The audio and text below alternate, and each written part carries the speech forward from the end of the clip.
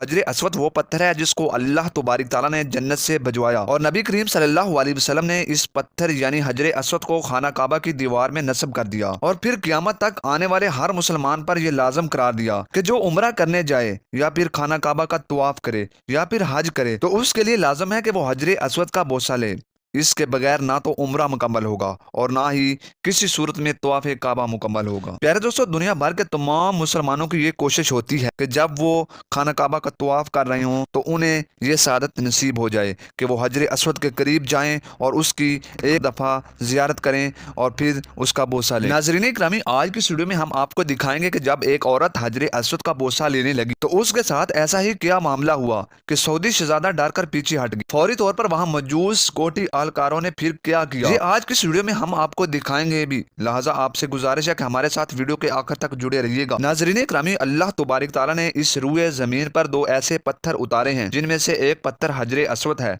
और दूसरा पत्थर मुकाम इब्राहिम पर मौजूद है। वो ऐसा पत्थर है जिसके ऊपर खड़े होकर हजरत इब्राहिम अलैहिस्सलाम ने काबे की दीवार तमीर की थी। इस पर हजरत इब्राहिम अलैहिस्सलाम के पांव नक्श हो गए और ये पत्थर आज तक उसी मकाम पर मौजूद है जिसे मुकाम इब्राहिम कहा जाता है। दूसरी जानब वो पत्थर है जो काबे की दीवार में नस्ब हजर असवद है, जिसको हाथ लगाना, चूमना, बोसा लेना और उसके करीब जाना हर मुसलमान के लिए बासे सादत है। और आप ज़रा सोचिए कि जब उम्रे के दौरान या हज के दौरान सहने काबा के अंदर हज़ारों की तादाद में नहीं बल्कि लाखों की तादाद में मुसलमान मौजूद होते हैं, तो सभी तवाफ़ काबा करने वालों की ये ख्वाहिश होती है कि वो हजर असवद का बोसा लें, तो ये एक इंतहाई मुश्किल सूरत हाल हो जाती है। और उस वक्त ये अंदेशा भी होता है कि भगदड़ ना मच जाए, जिससे संगीन सूरत हाल भी पैदा हो सकती है। प्यारे दोस्तों, अब सवाल यहाँ ये पैदा होता है कि आखिर फिर हजर असवद का बोसा कैसे लिया जाए और कैसे तवाफ़ काबा मुकम्मल किया जाए। नाज़रीन इकरामी, सबसे अफजल तरीका तो ये है कि हजर असवद के करीब जाकर उसके ऊपर अपने दोनों हाथ रखकर उसका बोसा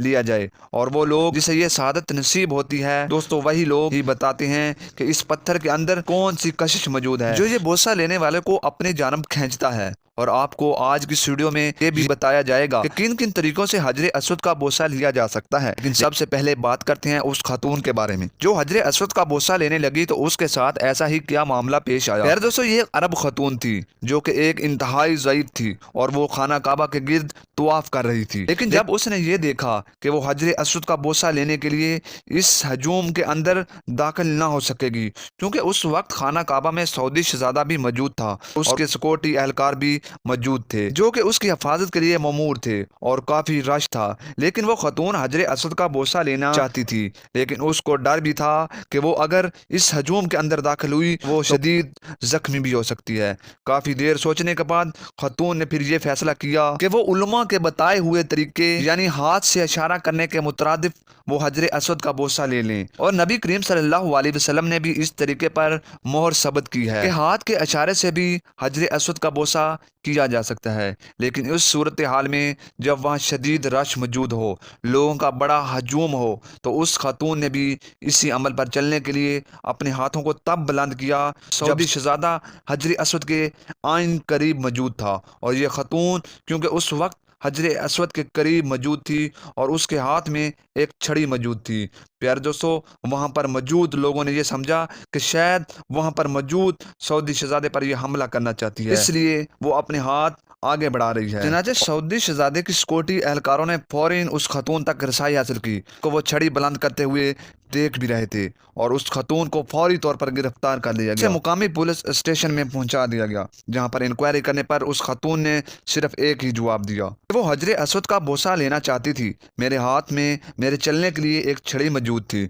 जो कि बुलंद हो गई, वरना मैं तो उससे किसी को दूर भी हटाना नहीं चाहती थी, बल्कि मैं तो हाथ का इशारा करके ही हजर असवद का बोसा लेना मेरे लिए काफी था। प्यारे दोस्तों, ये वाकया तो सामने आ गया, लेकिन आपको ये भी बताते चलें कि हजर असवद का बोसा लेने के लिए हाथ का इशारा भी किया जा सकता है। यहाँ तक कि तरीक़ी हवालों में और उसके साथ साथ इस्लामी तरीक़ी हवालों में भी ये मिलता है कि अक्सर औक़ात सहाबा इकराम या रसूल करीम सल्लल्लाहु अलैहि वसल्लम जब घोड़े पर सवार होते तो हजर असवद के करीब जाने की बजाय हाथ का इशारा करके ही हजर असवद का बोसा ले लेते थे। उलमा भी ये बताते हैं कि उस सूरत में हाथ को बुलंद किया जाए جائے اور حجر اسود کی جانب اشارہ کر دیا جائے، لیکن آپ آئین حجر اسود کے سامنے کھڑے ہوں تو یہ ایسا ہی تصور کیا جائے گا جیسے حجر اسود کا بوسہ لیا جا رہا ہے۔ پیارے دوستو، یہ ایک ایسا جنتی پتھر ہے جو روز معاشر اللہ تبارک تعالیٰ کو اپنا بوسہ لینے والوں کی گواہی دے گا اور گزارش کرے گا کہ اے میرے رب،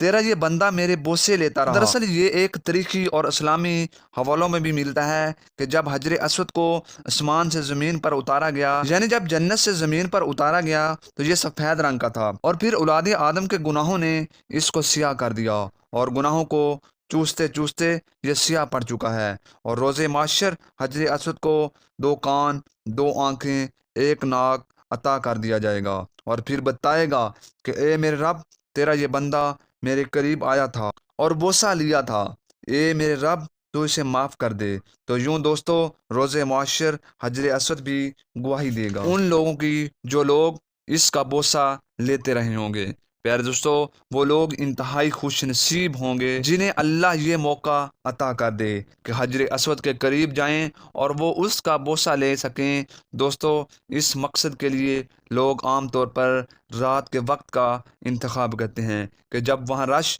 موجود نہ ہو اور وہ آسانی کے ساتھ حجر اسود کا بوسہ لے سکیں۔ پیارے دوستو، امید کرتا ہوں کہ یہ ویڈیو آپ کو ضرور پسند آئی ہوگی۔ پسند آنے کی صورت میں ویڈیو کو لائک کرتے ہوئے چینل کو سبسکرائب کر لیں اور ساتھ آنے والی بیل آئیکن کو پریس کر لیں تاکہ آنے والی ویڈیو کا نوٹیفیکیشن سب سے پہلے آپ کو موصول ہو سکے۔